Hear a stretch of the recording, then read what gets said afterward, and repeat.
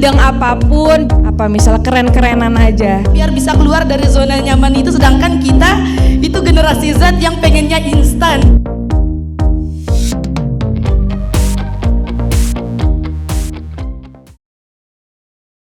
Bismillahirrahmanirrahim. Bismillahirrahmanirrahim.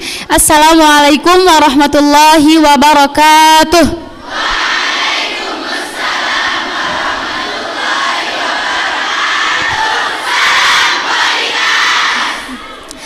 Alhamdulillahirabbil alamin. Wassalatu wassalamu ala asyrafil anbiya'i wal mursalin sayyidina wa maulana Muhammad wa ala alihi wa sahbihi ajma'in. Allahumma aslih ummata Muhammadin sallallahu alaihi wasallam wa farrij an ummati Muhammadin sallallahu alaihi wasallam warham ummata Muhammadin sallallahu alaihi wasallam وانشر واحفظ وأيد نهضة الوطن في العالمين بحق محمد صلى الله عليه وسلم. Apa kabar hari ini teman-teman? Alhamdulillah, luar biasa, bersemangat, Allahu Akbar. Masya Allah, tabarakallah. Sebelumnya saya ucapkan selamat datang di talk show madrasah, yaitu dengan tema santriwati milenial. Nah, pada pagi hari ini kita kedatangan narasumber yang sangat luar biasa sekali, yang tentunya di teman-teman tidak asing lagi ya wajah narasumber kita pada pagi hari ini. Betul? Ya, baik, saya bacakan sedikit biografi singkat tentang beliau.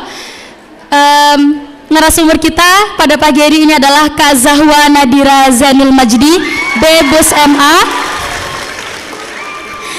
Kak Zahwa Nadira salah satu cicit Al-Maghfurullah Maulana Syekh dan merupakan putri kedua dari Bapak Tuan Guru Bajang. Ya, beliau mengambil S2 di Amsterdam, Belanda, di negeri kincir angin. Di Utrecht University, ada yang tahu? Nanti bisa searching di Google. Dan beliau ini adalah salah satu lulusan termuda, yaitu di usia 21 tahun. Maaf kalau salah, betul? Ya, beliau adalah lulusan termuda di usia 21 tahun. Ada yang mau seperti Kak Zahwa? Ya, tentunya saya juga mau. Ya, beliau mengambil jurusan bisnis di Utrecht University. Betul Kak Zahwa? International Relation in Historical Perspective. Masya Allah. Ada yang mau seperti Kak Zahwa enggak? Sama, saya juga mau. Oke, tanpa berlama-lama lagi kita langsung kepada narasumber kita. Kita persilahkan untuk perkenalan diri lebih dalam lagi. Silahkan Kak Zahwa. Bismillahirrahmanirrahim. Assalamualaikum warahmatullahi wabarakatuh.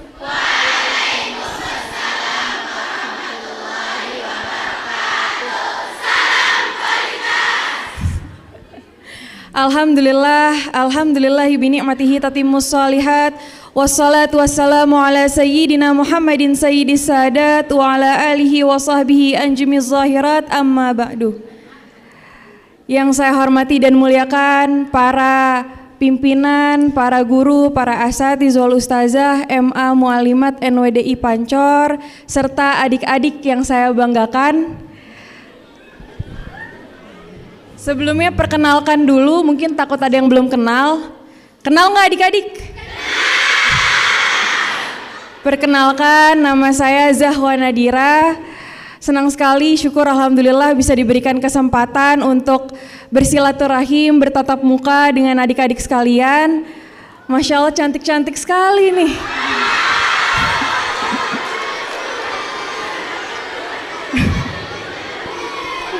Di tempat yang insya Allah diberkahi oleh Allah Subhanahu wa Ta'ala. Adik-adik sekalian,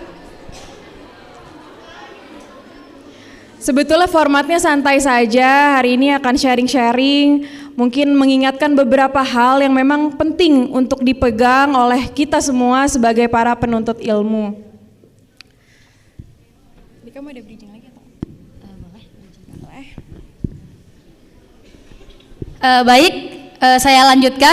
Kak Zahwa sekarang sedang mengambil S3. Betul. Ya, Kak Zahwa mengambil S3 jurusan hubungan internasional ya? Betul. Ya, karena saya mengikuti Kak Zahwa juga di Instagram, jadi saya tahu Kak Zahwa mengambil jurusan itu. Iya, sama seperti adik-adik, saya saat ini masih menempuh pendidikan juga. Tengah menempuh pendidikan doktoral saya di Universitas Padjadjaran di Bandung, jurusan hubungan internasional. Tepuk tangan dulu dong untuk Kak Zahwa. Masya Allah. Mungkin sedikit background juga tadi, benerin yang kurang-kurang ya. Ya. Tadi Ya, boleh. saya sebetulnya menyelesaikan S2 saya itu di Utrecht University di Belanda, jurusan International Relations in Historical Perspective, itu kayak HI, hubungan internasional. Kemudian sebelumnya saya menyelesaikan pendidikan S1 saya di Melbourne di Australia, jurusan jurusan internasional bisnis.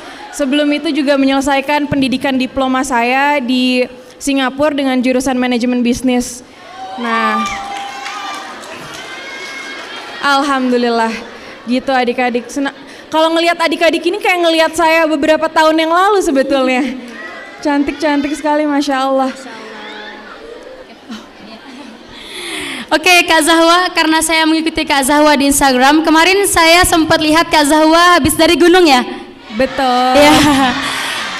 Kalau boleh tahu, apakah ini pengalaman pertamanya Kak Zahwa? Pengalaman pertama, alhamdulillah lancar, senang sekali. Ada yang udah pernah naik gunung belum di sini? Oh, harus coba. Melelahkan tapi seru. Pinggang aman Kak Zahwa? Aduh, lumayan. Ya, baik, untuk mempersingkat waktu, kita langsung kembali ke tema kita, yaitu santriwati milenial. Kak Zahwa, sebagai sarjana di bidang bisnis dan hubungan internasional, apa yang membuat Kak Zahwa tertarik untuk mengambil bidang itu? Nanti karena kami sudah kelas 12, nanti mungkin kami bisa mengikuti jejaknya Kak Zahwa. Boleh di-sharing sedikit? Oke. Jadi sebetulnya kalau misalnya alasan kenapa saya mengambil jurusan hubungan internasional misalnya, itu sebetulnya karena saya menyadari betul bahwa HI itu adalah interdisipliner yang cakupan pembahasannya sangat luas.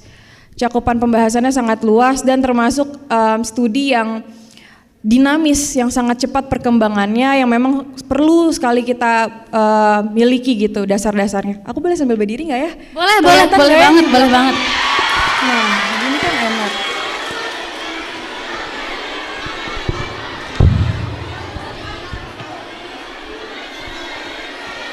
Iya. Minta tolong untuk teman-teman yang di belakang, minta tolong dengerin Kak Zahwa dulu ya. Boleh? Iya. Oke. Sebetulnya bidang apapun, jurusan apapun yang adik-adik minati itu nggak masalah, nggak harus mengikuti jejak saya seluruhnya gitu ya. Tetapi ada beberapa hal yang memang penting yang ingin saya sampaikan ke adik-adik yang memang harus menjadi pegangan kita para penuntut ilmu. Yang pertama, kalau bicara soal menuntut ilmu itu yang utama dan yang paling pertama adalah adab. Kenapa adab? Karena adik-adik keberkahan ilmu kita itu berbanding lurus oleh adab kita ketika kita menuntut ilmu. Sudah terlalu banyak contoh nyata celakanya ilmu yang gak berkah, ilmu yang gak manfaat. Nauzubillahi min zalik. Adab. Nah, jadi saya ingat betul dulu ketika saya masih SMP, SMA di pesantren Al-Quran Kiai Haji Abdullah Syafi'i di Pulau Air di Sukabumi, itu saya diajarkan kitab Ta'limul Muta'alim. Nah, saya yakin adik-adik di sini juga pasti udah familiar, udah pernah belajar, bahkan mungkin udah khatam ya. Kitab Ta'limul. Oh, belum. Ini betul-betul yang memang kitab yang memang mengajarkan kepada kita membahas secara komprehensif tata cara dan adab kita ketika menuntut ilmu.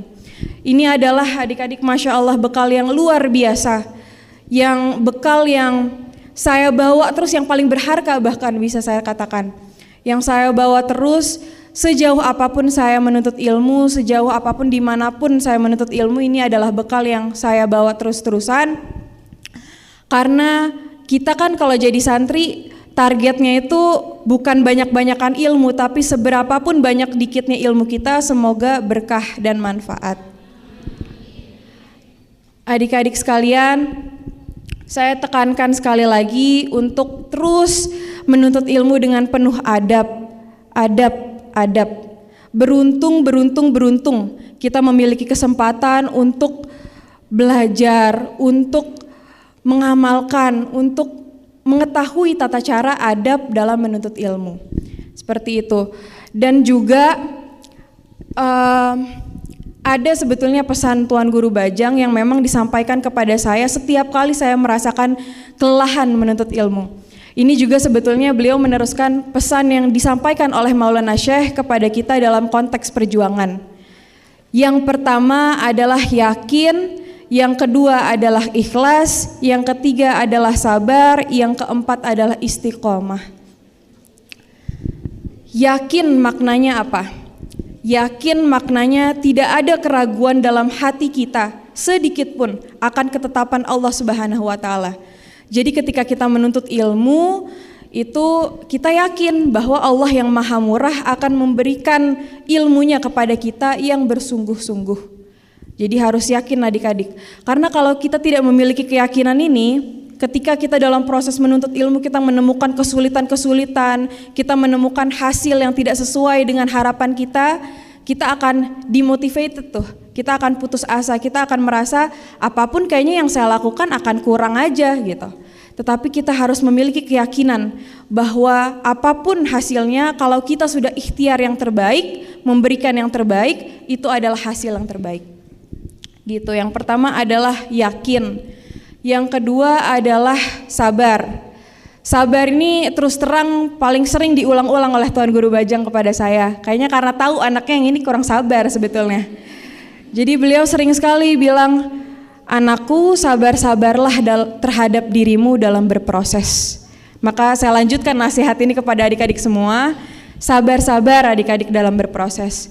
Saya paham betul, kita ini kan generasi Z ya, generasi yang memang memiliki kecenderungan menyukai hal-hal yang instan, hal-hal yang cepat, efisiensi. Kita memang hidup di era seperti itu, era teknologi, digitalisasi segala macam, memang membiasakan kita akan efisiensi ini. Tetapi saya ingatkan kepada adik-adik bahwa menuntut ilmu tidak bisa seperti itu. Butuh proses. Di dalam proses itu ada ikhtiar, ada ketekunan, ada kesungguhan, ada doa di dalam situ. Jadi tidak bisa semua hal itu instan gitu ya.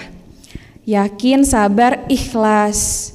Ikhlas ini artinya kita ketika menuntut ilmu itu lillahi ta'ala. Tidak mengharapkan apapun kecuali ridho Allah Subhanahu wa taala. Hanya kebaikan saja yang kita harapkan dari kita menuntut ilmu. Karena adik-adik terlalu lelah sekali, rugi kita menuntut ilmu kalau hanya untuk misalnya keren-kerenan aja. Hanya untuk supaya kalau kita ngomong orang dengerin kita, supaya kita dipandang misalnya. Rugi menuntut ilmu seperti itu, akan sangat-sangat melelahkan pasti prosesnya. Tapi kalau kita ikhlas, kita lillahi ta'ala, kita sungguh-sungguh menuntut ilmu supaya mendapat ridho Allah Subhanahu wa taala, maka pasti yakin Allah pasti akan mudahkan jalannya. Yakin, ikhlas, sabar, apalagi adik-adik? Istiqomah. Istiqomah artinya ya kita konsisten. Menuntut ilmu itu bukan kalau mau ujian aja. Siapa nih yang suka belajar kalau mau ujian aja nih? Jangan. Istiqomah, kita menuntut ilmu itu kan proses sampai akhir hayat. Jadi nggak ada tuh kita menuntut ilmu cuman pas mau ujian aja atau sistem kebut semalam. Siapa tuh yang suka kayak gitu? Jangan ya. Gitu. Jadi yakin, sabar, ikhlas, istiqomah itu adalah prinsip-prinsip dalam kita menuntut ilmu yang harus adik-adik pegang, yang harus adik-adik tetap amalkan.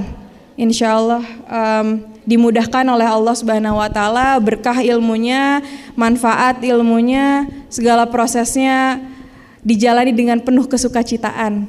Jangan karena tuntutan, jangan karena terpaksa, tetapi dijalani dengan penuh kesukacitaan. Insya Allah ilmunya akan lebih mudah masuknya dan akan lebih senang juga, lebih happy juga ngejalaninnya gitu. Lagi? Berbicara tentang santriwati Kak Zahwa jika dikaitkan dengan era digital hari ini, bagaimana cara kami untuk lebih bijak lagi menggunakan teknologi, terlebih khususnya di sosial media? Gimana tuh Kak Zahwa?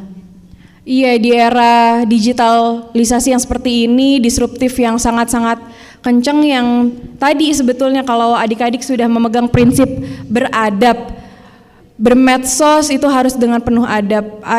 Itu sebetulnya adalah cerminan yang paling mudah terlihat daripada kita. Dengan kita bijak menggunakan jempol kita nih untuk bermedsos, itu sebetulnya mencerminkan diri kita. Jadi kalau kita masih menemukan diri kita misalnya berkata yang tidak baik di medsos atau mengakses hal-hal yang memang kurang manfaat, yang tidak manfaat, apalagi yang mencelakai orang lain gitu ya, itu akan mencerminkan diri kita. Jadi adik-adikku, pesanku adalah di era disruptif yang seperti ini, bijak-bijaklah menggunakan media sosial gitu. Karena jejak digital itu akan selamanya. Kita mungkin sekarang merasa bahwa kayaknya nggak bakal ada yang tahu juga nih kalau saya nulis ini di sini, paling nggak ada yang lihat juga. Nggak, jejak digital itu nggak akan hilang, akan selamanya ada di internet, di cloud. Jadi bijak-bijaklah bermedsos, gunakan media sosial dengan baik. Karena ini kan sebetulnya cuman alat aja ya teknologi ini. Baik buruknya itu tergantung kita menggunakannya seperti apa. Jadi apapun sebetulnya kita niatkan dengan yang baik, kita tempuh dengan cara-cara yang baik, insya Allah media sosial, perkembangan teknologi justru akan membawa manfaat untuk kita semua. Amin, semoga kita bisa bijak menggunakan sosial media. Nah, bagaimana pandangan Kak Zahwa tentang santriwati yang kadang mengeluh, gimana sih ini tuh udah zamannya kurikulum merdeka ya, tapi kok kita nggak dikasih bawa HP ke sekolah gitu. Dan menurut Kak Zahwa, apakah penting membawa HP ke sekolah atau tidak? Ini katanya paling banyak dikeluhin, emang benar? Kenapa?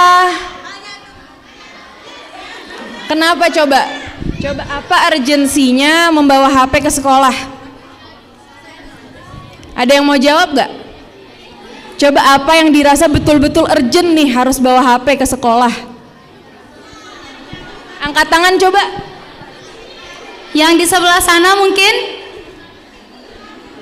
Yang di belakang?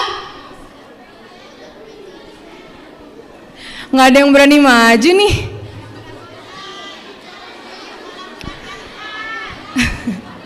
Sebetulnya membawa HP itu menurut saya nggak terlalu penting ya. Karena dulu zaman saya pun waktu saya di pesantren itu memang ada pengecualian bahwa kita tidak boleh membawa HP, tapi mungkin akan ada pengecualian yang diberikan oleh sekolah untuk hal-hal yang memang perlu akses ke internet urgent. Itu dikasih kan? Iya. Iya, jadi coba ini emang kalau main HP buka apa sih? TikTok.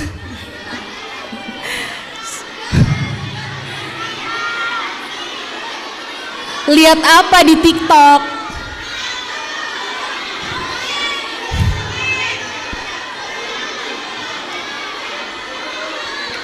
Iya.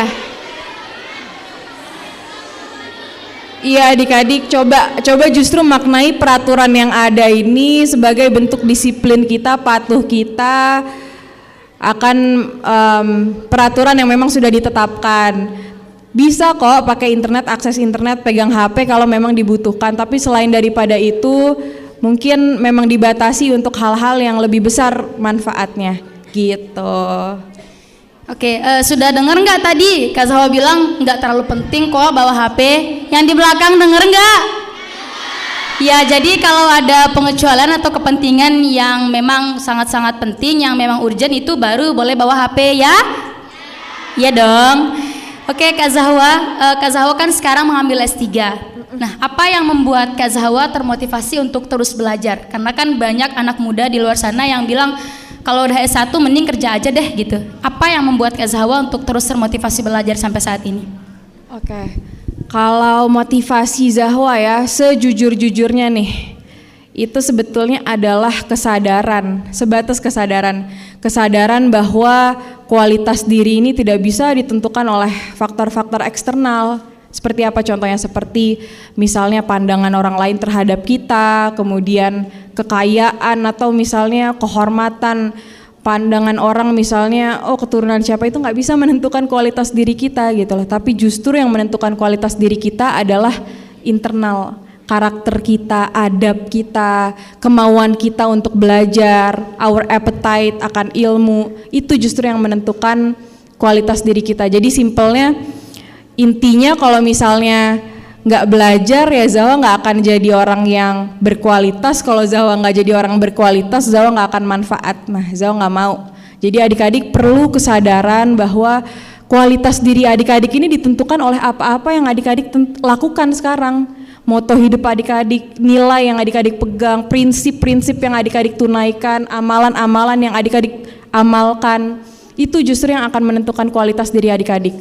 Masa muda kita ini akan terjadi sekali saja dalam hidup ini. Jadi dengan kesenangannya, dengan kenikmatannya, dengan euforianya akan berlalu begitu saja kalau kita tidak memaknai dan melakukan hal-hal yang manfaat di masa muda kita. Emang mau masa mudanya cuman dilakuin buat senang-senang aja?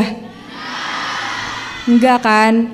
Nah, oh iya, justru menurut Zahwa, temukanlah sebenarnya motivasi yang betul-betul works itu adalah temukan kesenangan dari belajar itu sendiri.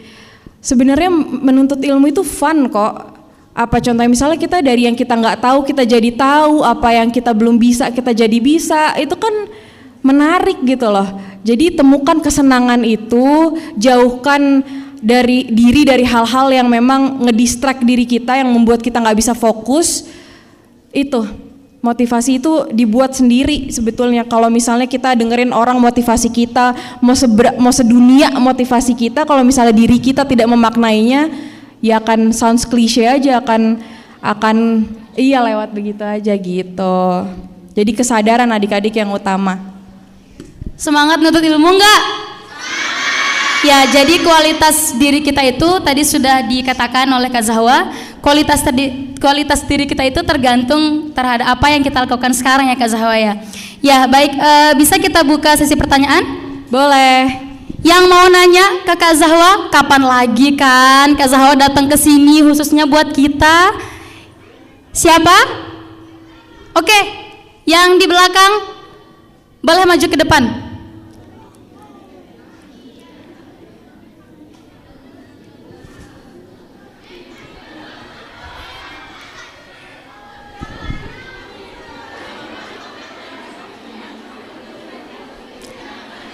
Pertanyaan atau 3 pertanyaan? Gimana menurut kalian? Ini jam berapa sih? 2? 3 boleh. Kita ambil yang kelas 10, 11 sama 12. 3 pertanyaan. Oke. Yang ini kelas berapa? 11. Yang kelas 12 sudah hadir. Yang kelas 10 mana? Yang kelas 10? Oke.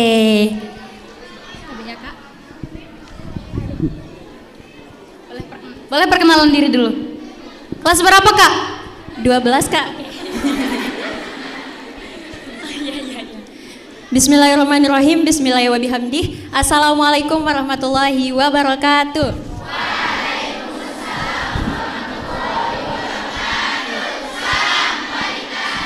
Kak Zahwa. Izin nanya Kak. Boleh. Kak Zahwa pernah jadi santri kan? Nah, terus kuliah. Ada nggak kesulitan dalam beradaptasi ketika Kak Zahwa itu menyandang label sebagai seorang santri? Dan ada nggak nih trik supaya kami bisa menjaga diri dari pergaulan yang kita nih kan kelas 12 Zila? Ya. Bakalan kuliah. Terus takutnya tuh kita nggak bisa membawa diri kita dengan baik Kak Zahwa. Gitu aja Kak Zahwa. Oke. Boleh. Atau dikumpulin dulu aja? Oke. Kita kumpulin dulu pertanyaannya. Dari kelas berapa? Kelas 11. Baik, bismillahirrahmanirrahim. Bismillahirrahmanirrahim. Assalamualaikum warahmatullahi wabarakatuh.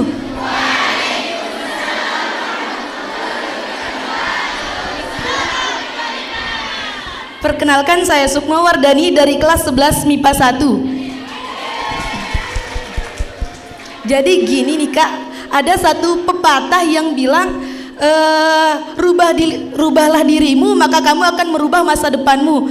Nah, jadi ada juga yang bilang kalau kita itu ingin mencapai sesuatu maka kita harus keluar dari zona nyaman. Gimana sih caranya kita biar bisa keluar dari zona nyaman itu, sedangkan kita itu generasi Z yang pengennya instan.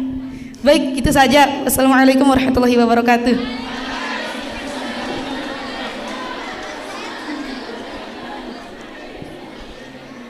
Bismillahirrahmanirrahim. Assalamualaikum warahmatullahi wabarakatuh.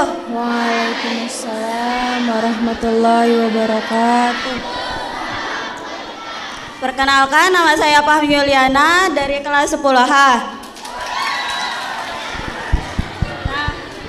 Kak Zahwa izin nanya ya, selama kakak menempuh perjalanan menuntut ilmu dari SD sampai S3, pernah nggak sih kakak merasa dihormati hanya karena seorang anak TGB oleh dosen-dosen ataupun mahasiswa-mahasiswa lainnya? Gimana sih cara kakak mengadresasinya? Oke, sekian. Wassalamualaikum warahmatullahi wabarakatuh.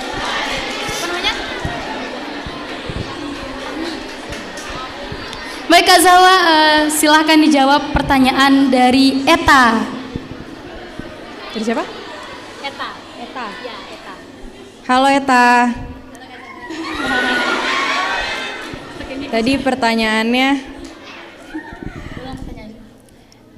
Lupa lagi. Pergaulan.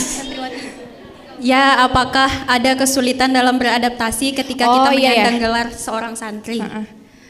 Kalau kesulitan atau beban karena kita menyandang status maksudnya alumni santri kita justru nggak ada sih. Justru adalah kebanggaan tersendiri. Kemudian juga banyak sekali ilmu-ilmu yang tidak diajarkan di misalnya sekolah formal yang saya dapatkan yang justru sangat-sangat berharga. Yang tadi saya sudah katakan misalnya sebagai contoh kitab Ta'limul Muta'alim itu adab kita menuntut ilmu. Itu saya bawa terus-terusan ke manapun, mau ke belahan dunia manapun saya menuntut ilmu, itu justru adalah privilege kalau orang bilang. Jadi sebagai santri itu justru berbangga hati, jangan merasa bahwa kompetensi kita itu tidak lebih dibanding orang-orang yang belajar di sekolah formal gitu. Jadi justru harus berbangga. Eta bangga nggak jadi santri? Bangga banget. Benar. Iya, bangga banget. Oke. Sudah jelas Eta? Jelas. Oke. Lanjut pertanyaannya Sukma. Tadi kan ada pepatah yang bilang rubah dirimu maka kamu akan merubah masa depanmu. Gimana sih caranya biar kita bisa keluar dari zona nyaman? Iya, sedangkan kita itu kan kaum yang pengen instan. Udah kayak mie instan aja.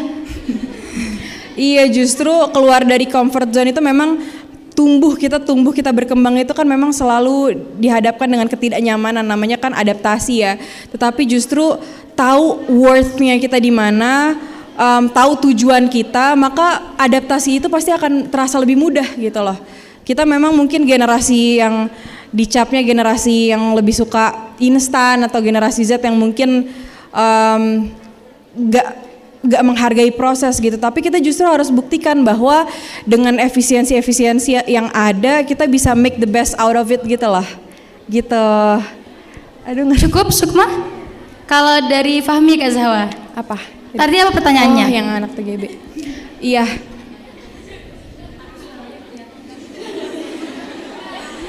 Pernah nggak sih kakak merasa ketika menuntut ilmu dari SD sampai S3 itu merasa dihormati atau dimuliakan hanya karena kakak seorang anak TGB gitu, Okay. baik oleh dosen-dosen maupun mahasiswa lainnya? Oke deh. Jadi sebetulnya kalau misalnya dulu ketika saya kuliah di luar ya, dari Singapura, kemudian Australia, kemudian Belanda, itu sejujur-jujurnya nggak pernah ada pembahasan bahwa saya anak TGB, karena di luar itu sangat-sangat egaliter, artinya dosen sama mahasiswa itu memang memiliki status atau level yang sama. Jadi memang nggak pernah ada perlakuan istimewa hanya karena misalnya saya anak TGB. Sebenarnya nggak pernah dibahas, jadi nggak pernah tahu juga sebetulnya gitu. Terus waktu saya di Singapura juga memang menempuh proses yang luar biasa, adaptasi yang luar biasa, yang karena kan saya kebetulan sekolah di negara-negara yang yang ayah saya bukan alumni situ gitu. Mungkin kalau saya sekolah di Al-Azhar mungkin orang pada tahu saya anak siapa. Tapi waktu saya kuliah di Singapura, di Australia, di Belanda itu saya nggak pernah merasakan beban itu karena memang nggak ada yang tahu gitu sih, gitu aja.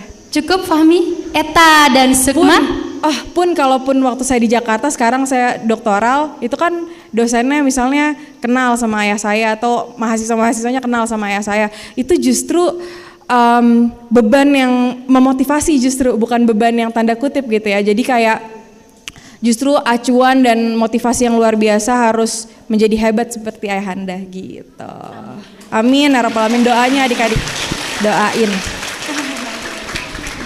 Cukup ya?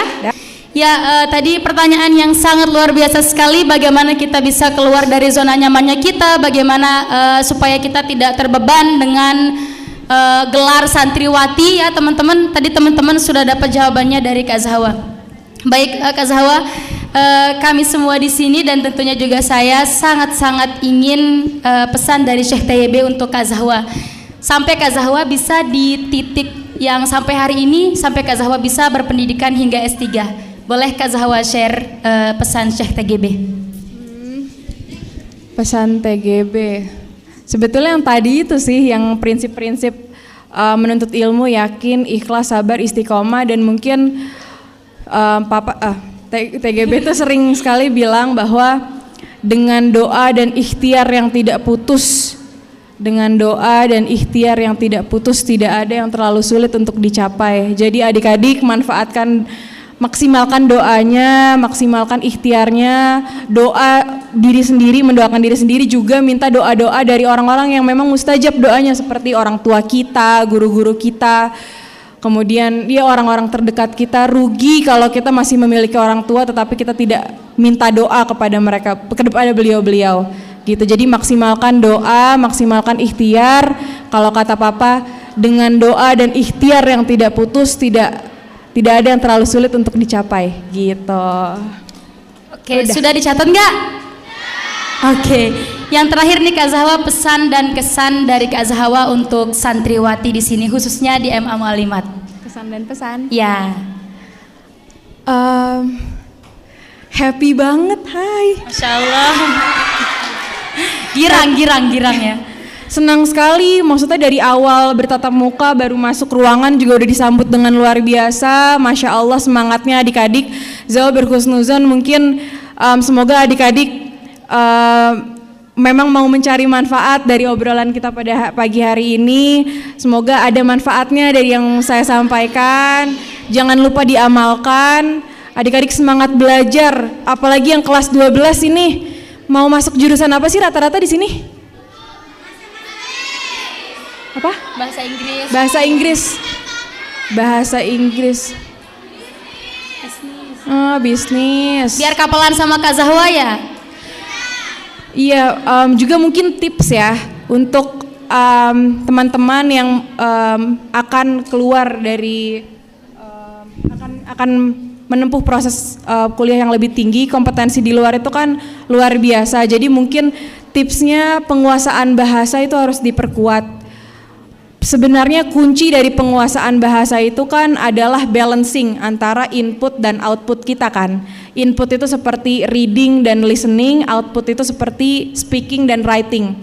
Nah, kalau bisa proses belajarnya itu juga mengintegrasikan keduanya. Jadi nggak hanya input aja. Kadang kan kita nonton film yang pakai subtitles atau nggak pakai subtitles, terus misalnya kita baca buku-buku bahasa Inggris, itu pasti akan membantu, tetapi alangkah baiknya di dalam prosesnya itu juga secara simultan belajar speaking dan writing juga, karena itu in a way akan memudahkan prosesnya gitu, akan mempercepat prosesnya. Jadi penguasaan bahasa juga sangat-sangat penting, karena di dalam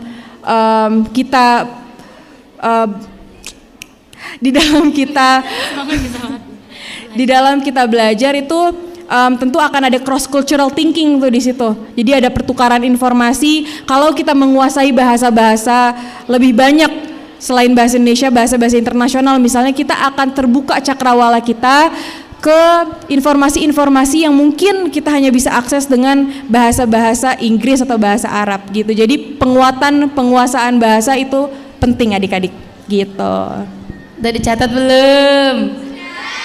Udah. Ya, mungkin itu saja perbincangan kita Kak Zahwa pada pagi hari ini. Ya. Terima kasih kami ucapkan Kak Zahwa sudah menyempatkan diri hadir. Ya, semoga apa yang disampaikan Kak Zahwa bisa bermanfaat bagi kita dan bisa menginspirasi kita tentunya ya. Terutama untuk yang kelas 12 yang sebentar lagi lulus dan melanjutkan pendidikan untuk kuliahnya. Dadah dulu. Oke. Yang di belakang. Oke.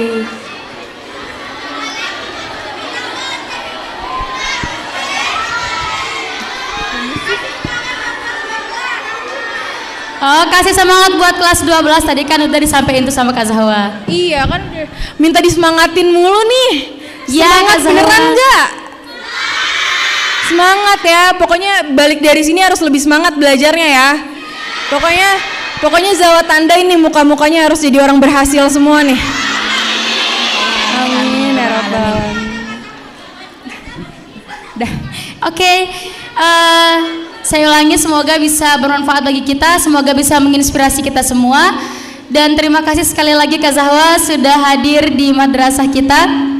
Tadi saya tangkap kualitas diri itu tergantung kepada apa yang kita lakukan sekarang. Seperti yang dibilang Kak Zahwa, kalau kita males, hasilnya juga males. Kalau kita giat lagi, hasilnya akan sungguh luar biasa. Oke, itu saja dari saya. Saya pamit undur diri. Kalau ada salah kata dan salah perbuatan, sampai jumpa di talk show berikutnya. Saya Zila Nurul Amani pamit undur diri.